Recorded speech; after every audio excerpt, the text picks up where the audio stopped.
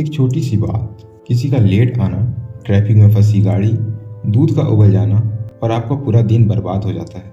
आपका खून खौल उठता है, आप चिल्लाते हैं, आपका मूड खराब हो जाता है। हम अपनी ज़िंदगी की छोटी छोटी लड़ाइयों में इतनी एनर्जी लगा देते हैं कि जब असली बड़ी लड़ाई सामने आती है तो हमारे पास लड़ने की ताकत ही नहीं बचती। क्या हो अगर यह छोटी छोटी चीज़ें आपको परेशान करने के लिए बनी ही नहीं है? क्या हो अगर खुशी बड़ी बड़ी चीज़ें पाने में नहीं बल्कि छोटी छोटी चीज़ों को जाने देने में छिपी है? एक ऐसा राज जो हमें कभी सिखाया ही नहीं गया। रिचर्ड कार्लसन कहते हैं, हम सब एक बहुत बड़ी गलती कर रहे हैं। हम हर मच्छर को मारने के लिए तोप का इस्तेमाल कर रहे हैं। यह किताब उस तोप को नीचे रखकर शांति से जीना सिखाने का मैनुअल है। यह बताएगी कि लाइफ को कैसे आसान बनाया जाता है। चैप्टर 1, छोटी छोटी बातों की टेंशन मत लो। यह इस किताब का दिल है। छोटी छोटी बातों पर पसीना मत बहाओ।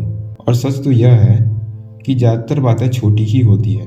हम अपनी ज़िंदगी की मामूली परेशानियों को जीवन और मृत्यु के हालात बना देते हैं। फॉर एग्जाम्पल, आप गाड़ी चला रहे हैं, कोई गलत साइड से आकर आपको कट मार देता है, आपका खून खौल उठता है, आप हॉर्न बजाते हैं, चिल्लाते हैं, अगले 5 मिनट तक आप उसी के बारे में सोचते रहते हैं। वो इंसान तो अपनी मंजिल पर पहुंच गया, पर आप अपने दिमाग में अभी भी उसी से लड़ रहे हैं।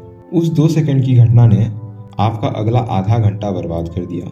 रिचर्ड कार्लसन कहते हैं, जब भी ऐसा हो खुद से सिर्फ एक सवाल पूछिए, आज से 1 साल बाद क्या यह बात मुझे याद भी रहेगी? 99% मामलों में जवाब होगा नहीं। तो अगर कोई चीज़ 1 साल बाद मायने ही नहीं रखने वाली, तो क्या उसे अपनी आज की शांति बर्बाद करने का हक है? बिल्कुल नहीं। एक गहरी सांस लीजिए और उसे जाने दीजिए। आपकी शांति किसी की गलत ड्राइविंग से कहीं ज़्यादा कीमती है। चैप्टर 2, सही होने की जिद छोड़ दो। हम अपनी कितनी एनर्जी सिर्फ यह साबित करने में बर्बाद कर देते हैं कि मैं सही था। यह हमारी ईगो की भूख है।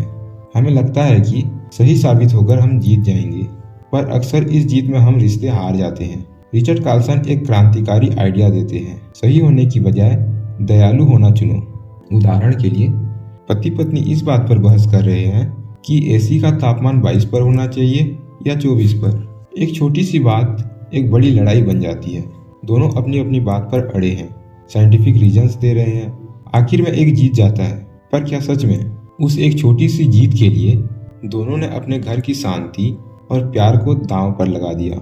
अगली बार जब आप किसी छोटी सी बहस में पड़े तो खुद से पूछिए, क्या मैं सही साबित होना चाहता हूँ या मैं खुश रहना चाहता हूँ? आपको एहसास होगा कि अपनी शांति को बनाए रखने के लिए कभी कभी सामने वाले को जीतने देना आपकी अपनी सबसे बड़ी जीत होती है। चैप्टर 3, इम्परफेक्शन को गले लगाओ। हम एक ऐसी दुनिया में रहते हैं जो हमसे परफेक्ट होने की उम्मीद करती है। Perfect body, perfect career, perfect life, और इस परफेक्शन के पीछे भागते भागते हम जीना ही भूल जाते हैं। हम हमेशा अपनी कमियों पर ही फोकस करते हैं। कार्लसन कहते हैं, जिंदगी कोई आपातकाल नहीं है, सब कुछ ठीक ठाक है। थोड़ी सी गंदगी, थोड़ी सी इम्परफेक्शन जीवन का प्राकृतिक हिस्सा है। उसे एक्सेप्ट करना सीखिए। उदाहरण के लिए, आपने घर की सफाई की और 10 मिनट बाद ही आपके बच्चे ने फर्श पर जूस गिरा दिया। अब आपके पास 2 रास्ते हैं, या तो आप चिल्लाएं, स्ट्रेस लें और घर का माहौल खराब कर दें, या फिर आप मुस्कुराएं और फिर शांति से उसे साफ कर दें। जब आप एक्सेप्ट कर लेते हैं कि आप और आपकी ज़िंदगी कभी भी परफेक्ट नहीं होंगे, तो आपके कंधों से एक बहुत बड़ा बोझ उतर जाता है। आप खुद को और दूसरों को माफ़ करना सीख जाते हैं, और इसी माफ़ी में असली शांति छिपी है। चैप्टर 4, आज में जीना सीखो। हमारा दिमाग एक टाइम मशीन की तरह है। यह या तो अतीत के पछतावे में रहता है या भविष्य की चिंताओं में, और यह प्रेजेंट मोमेंट में बहुत कम रहता है। और खुशी सिर्फ और सिर्फ अभी में ही मिलती है। जब आप अपना खाना खा रहे हो तो सिर्फ खाना खाइए, अपने फ़ोन या टीवी में मत खो जाइए। खाने के स्वाद, उसकी खुशबू को महसूस कीजिए। जब आप अपने बच्चों के साथ खेल रहे हो तो सिर्फ उसके साथ खेलिए, अपने ऑफिस के ईमेल के बारे में मत सोचिए। उदाहरण के लिए, एक आदमी अपने परिवार के साथ वेकेशन पर था। वो फिजिकली तो बीच पर था, पर मेंटली वो अगले हफ्ते की प्रेजेंटेशन की चिंता में था। वो उस खूबसूरत पल को जी ही नहीं रहा था। वो भविष्य की एक ऐसी प्रॉब्लम के लिए स्ट्रेस ले रहा था जो अभी आई भी नहीं थी। रिचर्ड कार्लसन कहते हैं कि जिंदगी सिर्फ अभी में ही घटित होती है। अतीत एक याद है, भविष्य एक कल्पना, असली चीज सिर्फ यह पल है। अगर आप इस पल को जीना सीख गए तो आपने जिंदगी को जीना सीख लिया, क्योंकि जिंदगी ऐसे ही लाखों पलों का कलेक्शन ही तो है। चैप्टर 5, दूसरों की बात पूरी मत करो। यह एक ऐसी आदत है जो हम में से बहुत से लोगों में होती है। जब कोई बात कर रहा होता है तो हम इम्पेशेंट हो जाते हैं और उनकी बात खत्म होने से पहले ही हम उनका सेंटेंस पूरा कर देते हैं। हमें लगता है हम हेल्पफुल हो रहे हैं, पर असल में हम बहुत कुछ गलत कर रहे हैं। जब आप किसी की बात पूरी करते हैं तो आप अनकॉन्शियसली यह मैसेज दे रहे होते हैं, तुम बहुत धीरे बोल रहे हो, मेरे पास समय नहीं है, मुझे तुमसे बेहतर पता है कि तुम क्या कहना चाहते हो। यह सामने वाले को डिसरिस्पेक्ट महसूस कराता है और कम्युनिकेशन को तोड़ देता है। उदाहरण के लिए, एक बेटा अपनी माँ को अपनी दिन भर की कहानी सुना रहा है। वह कहता है, आज मैं ऑफिस से निकला, और माँ तुरंत कहती है, और तुम जाम में फंस गए होगे। बेटे को बुरा लगता है। शायद वो जाम के बारे में नहीं, किसी और दिलचस्प चीज के बारे में बताने वाला था, पर अब उसका मूड खराब हो गया है। एक बेहतर लिसनर बनने की प्रैक्टिस कीजिए। जब कोई बात कर रहा हो तो सिर्फ सुनिए, उन्हें अपना पूरा समय और अटेंशन दीजिए। उन्हें अपनी कहानी अपनी रफ्तार से बताने दीजिए। आप पाएंगे कि जब आप कम बोलते हैं तो आप ज़्यादा सीखते हैं और आपके रिश्ते ज़्यादा गहरे होते हैं। चैप्टर 6, अपनी लड़ाइयाँ खुद चुनो। हमारी एनर्जी एक लिमिटेड रिसोर्स है, जैसे आपके फ़ोन की बैटरी, और हम अपनी इस कीमती बैटरी को अक्सर ऐसी लड़ाइयों पर खर्च कर देते हैं जो बिल्कुल भी मायने नहीं रखती। आपको हर बहस जीतने की जरूरत नहीं है। आपको हर गलत इंसान को सही करने की जरूरत नहीं है। आपको यह सीखना होगा कि किस चीज़ पर एनर्जी लगानी है और किस चीज़ को जाने देना है। उदाहरण के लिए, सोशल मीडिया पर किसी अजनबी ने आपके पॉलिटिकल व्यू पर एक बुरा कमेंट कर दिया। अब आप 1 घंटे तक उससे बहस कर सकते हैं, उससे गलत साबित करने की कोशिश कर सकते हैं, या फिर आप उस कमेंट को इग्नोर करके वो 1 घंटा अपने परिवार के साथ बिता सकते हैं या कोई किताब पढ़ सकते हैं। आपकी एनर्जी कहाँ ज़्यादा अच्छे से इस्तेमाल हुई। रिचर्ड कार्लसन कहते हैं कि ज़्यादातर चीज़ें जिन पर हम लड़ते हैं वह लड़ने लायक होती ही नहीं है। हम पहाड़ से लड़ने की बजाय रास्ते के छोटे छोटे कंकड़ों से लड़ने में अपनी सारी ताकत गंवा देते हैं। अपनी एनर्जी को बचाइए उन लड़ाइयों के लिए जो सच में आपकी ज़िंदगी में फ़र्क डालती है। चैप्टर 7, बोर होना स्वीकार करो। आज की दुनिया में हम 1 सेकंड के लिए भी बोर होना पसंद नहीं करते। जैसे ही 2 मिनट का खाली समय मिलता है, हम तुरंत अपना फ़ोन निकाल लेते हैं। Scroll scroll scroll. हम खालीपन के खामोशी से डरते हैं, पर कार्लसन कहते हैं कि खालीपन आपके दिमाग के लिए बहुत ज़रूरी है। यह वह समय होता है जब आपका दिमाग चार्ज होता है, प्रोसेस करता है और क्रिएटिविटी को जन्म देता है। उदाहरण के लिए, एक राइटर जो एक नए आइडिया की तलाश में था, वह घंटों तक कंप्यूटर के सामने बैठा रहा, पर कुछ नहीं सूझा। फ्रस्ट्रेट होकर वो सब कुछ छोड़कर सिर्फ एक पार्क में बेंच पर जाकर बैठ गया और खाली आसमान को देखने लगा। उसी बोरियत के पल में उसके दिमाग में उसकी अगली किताब का ब्रिलियंट आइडिया आया। जब आप अपने दिमाग को लगातार इंफॉर्मेशन और एंटरटेनमेंट से भरते रहते हैं तो आप उसे सोचने का मौका ही नहीं देते। दिन में कुछ मिनटों के लिए कुछ ना करने की प्रैक्टिस कीजिए। बिना फ़ोन के, बिना टीवी के सिर्फ बैठिए और अपनी सांसों को देखिए या खिड़की से बाहर देखिए। आप पाएंगे कि आपके बेस्ट आइडियाज़ अक्सर इसी खामोशी में जन्म लेते हैं। चैप्टर 8, दूसरों को हीरो बनने का मौका दो। हम सब अपनी जिंदगी की कहानी के हीरो हैं और हमें अक्सर लगता है कि हमें हर काम खुद ही करना चाहिए, हमें सब कुछ कंट्रोल करना चाहिए। यह ईगो की आवाज़ है और यह आपको थका देती है। कार्लसन एक बहुत ही सुंदर सलाह देते हैं, ज़्यादातर समय दूसरों को सही होने का श्रेय लेने दो। जब आप हमेशा खुद को सही साबित करने की जिद छोड़ देते हैं तो आप दूसरों को हीरो बनने का मौका देते हैं, और लोग उन लोगों को पसंद करते हैं जो उन्हें अच्छा महसूस कराते हैं। उदाहरण के लिए, आपकी टीम ने एक प्रोजेक्ट सफलतापूर्वक पूरा किया। प्रेजेंटेशन के समय आप सारा क्रेडिट खुद ले सकते हैं, या आप कह सकते हैं यह सब मेरी टीम की मेहनत की वजह से हुआ है, खासकर प्रिया ने बहुत अच्छा काम किया। ऐसा करके आपने प्रिया को हीरो बना दिया। आपने उसका लॉयल्टी और रिस्पेक्ट हमेशा के लिए जीत लिया। हर छोटी छोटी बात का क्रेडिट लेने की जरूरत नहीं है। जब आप क्रेडिट देना सीख जाते हैं तो आप एक एम्प्लॉय से एक लीडर बन जाते हैं। आप एक ऐसा माहौल बनाते हैं जहां हर कोई मोटिवेटेड और एप्रिसिएटेड महसूस करता है। और आखिर में यह आपकी ही सबसे बड़ी जीत होती है। चैप्टर 9, सिर्फ एक चीज पर ध्यान दो। मल्टीटास्किंग आज की दुनिया का सबसे बड़ा मिथ है। हमें लगता है कि हम एक ही समय में ईमेल का जवाब भी दे सकते हैं, फोन पर बात भी कर सकते हैं और खाना भी खा सकते हैं। मगर सच तो यह है, हमारा दिमाग एक बार में सिर्फ एक चीज पर ही फोकस कर सकता है। जब हम मल्टीटास्क करते हैं तो हमारा दिमाग असल में बहुत तेजी से एक टास्क से दूसरे टास्क पर स्विच कर रहा होता है और हर स्विच में एनर्जी और फोकस का नुकसान होता है। और नतीजा यह होता है, आप कोई भी काम ठीक से नहीं कर पाते और ज़्यादा थक जाते हैं। उदाहरण के लिए, एक माँ जो घर से काम कर रही है वो लैपटॉप पर भी काम कर रही है और साथ में बच्चे को भी देख रही है।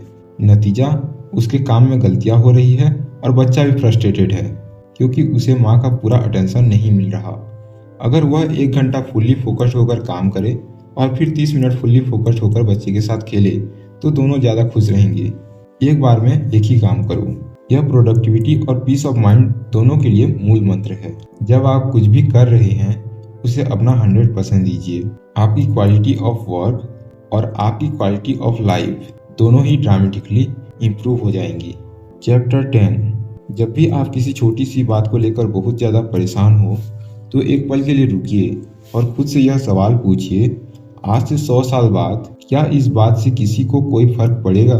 वो प्रमोशन जो आपको नहीं मिला, वह लड़ाई जो आपके पार्टनर से हुई, वह कार जिस पर स्क्रैच लग गया, 100 साल बाद यह सब कुछ अंतरिक्ष की धूल में खो जाएगा, किसी को याद भी नहीं रहेगा। उदाहरण के लिए, आप एक प्रेजेंटेशन देने वाले हैं और आप बहुत ज़्यादा नर्वस हैं। आप सोच रहे हैं, क्या होगा अगर मैंने गड़बड़ कर दी, सब लोग मुझ पर हंसेंगे। अब 100 वर्ष नियम को अप्लाई कीजिए।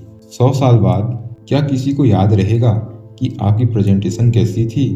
बिल्कुल नहीं। यह एहसास आपकी चिंता को तुरंत कम कर देता है। यह आपको बताता है कि यह सिचुएशन उतनी बड़ी नहीं है जितनी आप सोच रहे हैं। यह एक्सरसाइज आपको मौत की याद दिलाती है, एक पॉजिटिव तरीके से। यह आपको याद दिलाती है कि आपकी ज़िंदगी लिमिटेड है और इसे छोटी छोटी बेमतलब की चिंताओं में बर्बाद नहीं करना चाहिए। उन चीज़ों पर फोकस कीजिए जो सच में मायने रखती है, प्यार, खुशी और सीखना। चैप्टर 11, अपनी अंतरात्मा की आवाज़ सुनो। हमारे अंदर हमेशा एक धीमी शांत आवाज़ बोलती रहती है, हमारी गट फीलिंग, हमारी अंतरात्मा। यह आवाज़ हमें बताती है कि क्या सही है और क्या गलत।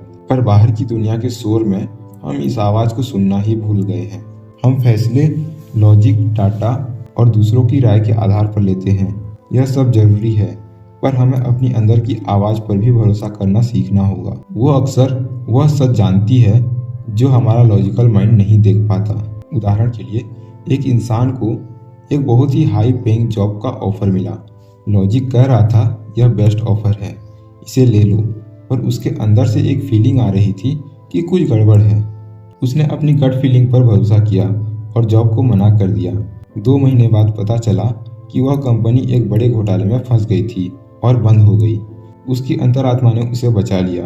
अपनी गट फीलिंग को सुनने के लिए आपको खामोशी की प्रैक्टिस करनी होगी। दिन में कुछ मिनट बिना कुछ किए सिर्फ बैठिए, ध्यान दीजिए कि आपके अंदर से क्या ख्याल और फीलिंग्स आ रही है। शुरू में यह मुश्किल लगेगा, पर धीरे धीरे वो आवाज़ और साफ होती जाएगी। चैप्टर 12, आपकी टोकरी पहले से ही भरी है। हम हमेशा और के पीछे भागते रहते हैं, और पैसा और सफलता। हमें लगता है कि हमारी टोकरी खाली है और जब वह भर जाएगी तब हम खुश रहेंगे। रिचर्ड कार्लसन कहते हैं कि आपकी टोकरी पहले से ही भरी हुई है। आपके पास जो कुछ भी है, आपकी सेहत, आपका परिवार, आपके दोस्त, यह घर, यह सांसें, यह सब ब्लेसिंग्स हैं। समस्या यह है कि हम उन चीज़ों को देखते रहते हैं जो टोकरी में नहीं है और जो है उसे फॉर ग्रांटेड लेते हैं। उदाहरण के लिए, एक आदमी जो हमेशा एक बड़ी कार खरीदने का सपना देखता था, वह अपनी पुरानी छोटी कार से नफरत करता था। एक दिन उसकी पुरानी कार का एक्सीडेंट हो गया और वह पूरी तरह खराब हो गई। अब उसे बस से सफर करना पड़ता था। तब उसे एहसास हुआ कि वो पुरानी कार भी कितनी बड़ी ब्लेसिंग थी। ग्रेटिट्यूड खुशी का शॉर्टकट है। यह आपको जो नहीं है उसके दुख से निकाल कर जो है उसकी खुशी में ले जाता है। हर रोज रात को सोने से पहले 3 ऐसी चीज़ों के बारे में सोचिए जिनके लिए आप शुक्रगुजार हैं। यह सिंपल सी आदत आपके पूरे नज़रिए को बदल देगी। चैप्टर 13, दूसरों के दिमाग को पढ़ने की कोशिश मत करो। हम अपनी कितनी मानसिक ऊर्जा सिर्फ यह सोचने में बर्बाद कर देते हैं कि सामने वाला मेरे बारे में क्या सोच रहा होगा, क्या मैंने कुछ गलत कह दिया, क्या वो मुझसे नाराज़ है। हम माइंड रीडर बनने की कोशिश करते हैं और इस प्रोसेस में खुद को पागल कर लेते हैं। सच तो यह है, आप कभी नहीं जान सकते कि कोई और क्या सोच रहा है, और ज़्यादातर समय वह आपके बारे में सोचते ही नहीं है। वह अपनी ही दुनिया, अपनी ही समस्याओं में उलझे होते हैं। उदाहरण के लिए, आपने अपने बॉस को गुड मॉर्निंग कहा और उन्होंने जवाब नहीं दिया। आपका दिमाग तुरंत कहानी बनाने लगता है, वो मुझसे नाराज़ है, ज़रूर मैंने कल की रिपोर्ट में कोई गलती की होगी, अब मेरा प्रमोशन नहीं होगा। आप स्ट्रेस में आ जाते हैं, जबकि हकीकत शायद यह थी कि बॉस ने अपने ईयरफोन लगा रखे थे और उन्होंने आपको सुना ही नहीं। यह मानकर चलिए कि ज़्यादातर चीज़ें आपके बारे में है ही नहीं। यह सोच आपको बहुत सारी बेवजह की चिंता और दुख से बचाएगा। अगर आपको सच में जानना है तो पूछ लीजिए, पर दिमाग में कहानियां मत बनाइए। चैप्टर 14, सेवा का सुख। जब हम अपनी ही समस्याओं में बहुत ज़्यादा डूब जाते हैं तो हमें लगता है कि हमारी प्रॉब्लम्स दुनिया की सबसे बड़ी प्रॉब्लम्स हैं। इस सेल्फ ऑब्सेशन के लूप से बाहर निकलने का सबसे अच्छा तरीका है सेवा या दूसरों के लिए कुछ करना। जब आप किसी और की मदद करते हैं तो दो अद्भुत चीज़ें होती है। पहला, आपको एहसास होता है कि आपकी अपनी समस्या उतनी बड़ी नहीं है जितना आप सोच रहे थे, आपको पर्सपेक्टिव मिलता है। दूसरा, दूसरों की मदद करने से हमें एक गहरी खुशी और संतोष मिलता है। यह एक ऐसी खुशी है जो कोई भी मटेरियलिस्टिक चीज़ नहीं दे सकती। इसे हेल्पर्स हाई कहते हैं। उदाहरण के लिए, एक लड़की जो ब्रेकअप के बाद बहुत दुखी थी, उसे अपनी ज़िंदगी बेमतलब लग रही थी। उसके दोस्त ने उसे एक लोकल एनजीओ में काम करने के लिए कहा। वो हफ्ते में एक दिन जाकर गरीब बच्चों को पढ़ाने लगी। उन बच्चों की मुस्कान देखकर और उनकी ज़िंदगी में एक छोटा सा पॉजिटिव चेंज लाकर वो अपना दुख भूल गई। उसे ज़िंदगी का एक नया मकसद मिल गया।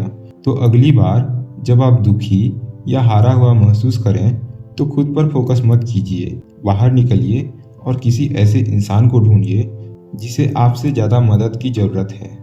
चैप्टर 15, हर दिन आपका आखिरी दिन हो सकता है। यह ख्याल डरावना लग सकता है, पर यह आपकी ज़िंदगी को बदलने की सबसे ज़्यादा ताकत रखता है। अगर आपको पता है कि आज आपका आखिरी दिन है तो आप क्या अलग तरीके से करेंगे? क्या आप तब भी छोटी छोटी बातों पर गुस्सा करेंगे? क्या आप तब भी अपने सपनों को कल पर डालेंगे? क्या आप तब भी अपने प्रियजनों को यह बताने से हिचकिचाएंगे कि आप उनसे कितना प्यार करते हैं? शायद नहीं। उदाहरण के लिए, एक आदमी जो हमेशा अपने काम में इतना बिजी रहता था कि उसके पास अपने बच्चों के लिए समय ही नहीं था। एक दिन उसे एक माइनर हार्ट अटैक आया। अस्पताल के बिस्तर पर लेटे हुए उसे पहली बार मौत का एहसास हुआ।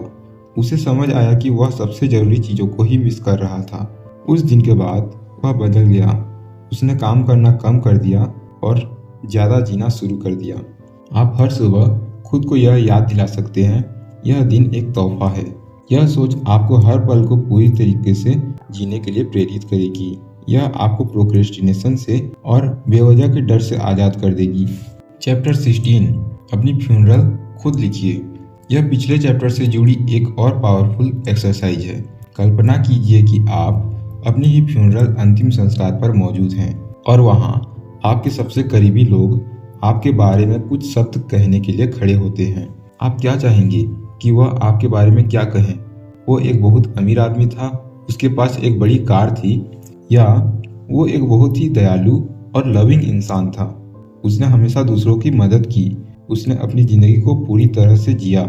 जब आप यह तय कर लेते हैं कि आपकी ज़िंदगी का अंत कैसा दिखना चाहिए, तो आपको आज कैसे जीना है इसका रास्ता अपने आप साफ हो जाता है। आपका एंड गोल आपके हर रोज़ के फैसलों को गाइड करने लगता है। यह एक्सरसाइज आपको आपकी कोर वैल्यूज़ की याद दिलाती है। यह आपको बताती है कि आपकी ज़िंदगी में सच में क्या मायने रखता है। यह आपको शोर से निकालकर सिग्नल पर फोकस करने में मदद करती है। अपनी लेगेसी के बारे में सोचिए।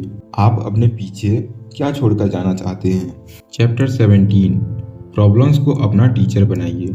ज़िंदगी में प्रॉब्लम्स हमेशा आएंगी। हम उन्हें रोक नहीं सकते, पर हम उन्हें देखने का अपना नज़रिया बदल सकते हैं। हम प्रॉब्लम्स को एक दुश्मन की तरह देखने की बजाय एक टीचर की तरह देख सकते हैं। हर प्रॉब्लम अपने साथ एक छिपा हुआ सबक लेकर आती है, एक मौका कुछ नया सीखने का या मजबूत बनने का। पर हम प्रॉब्लम में इतना उलझ जाते हैं कि हम उस सबक को देख ही नहीं पाते। उदाहरण के लिए, आपकी कार खराब हो गई, यह एक प्रॉब्लम है। आप गुस्सा कर सकते हैं, स्ट्रेस ले सकते हैं, या आप इसे एक लेसन की तरह देख सकते हैं। शायद यह आपको सिखा रहा है कि आपको अपनी चीज़ों की बेहतर देखभाल करनी चाहिए, या शायद उस दिन कार खराब होने की वजह से आप किसी बड़े एक्सीडेंट से बच गए। हमें पूरी कहानी कभी पता नहीं होती। जब भी कोई प्रॉब्लम आए तो मेरे साथ ही ऐसा क्यों पूछने की बजाय यह पूछिए, यह मुझे क्या सिखाने की कोशिश कर रहा है। यह एक सिंपल सा स्विच आपको एक हेल्पलेस विक्टिम से एक पावरफुल स्टूडेंट में बदल देता है। चैप्टर 18, प्यार ही जवाब है। इस पूरी किताब के छोटे छोटे नियम आखिर में एक ही बड़ी सच्चाई की तरफ इशारा करते हैं। अगर आपको एक ज़्यादा शांत, ज़्यादा खुशहाल और ज़्यादा मीनिंगफुल ज़िंदगी जीनी है तो उसका एक ही जवाब है, प्यार।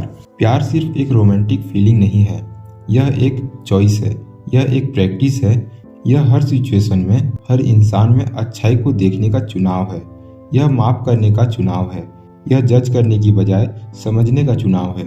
उदाहरण के लिए, वो इंसान जिसने आपको ट्रैफिक में कट मारा था, उसे गुस्से से देखने की बजाय एक पल के लिए सोचिए, शायद वह किसी अस्पताल इमरजेंसी में जा रहा हो, शायद उसका दिन बेहद ही बुरा गया हो। आपको सच नहीं पता, पर आप उसे गुस्से की बजाय प्यार और कंपैशन भेजने का चुनाव कर सकते हैं। इस चुनाव से उसका कुछ नहीं बदलेगा, पर आपकी पूरी दुनिया बदल जाएगी। रिचर्ड कार्लसन कहते हैं कि दिन के अंत में सिर्फ यही मायने रखता है कि आपने कितना प्यार किया, आपने कितनी अच्छी तरह से जिया। बाकी सब स्मॉल स्टफ है, उसे जाने दीजिए। दोस्तों, अगर आपको ये ऑडियो बुक पसंद आई तो अभी वीडियो को लाइक कीजिए, और अगर आप ऐसे ही पावरफुल ऑडियो बुक सुनना चाहते हैं तो अभी चैनल को सब्सक्राइब कीजिए और अपने दोस्तों के साथ शेयर कीजिए।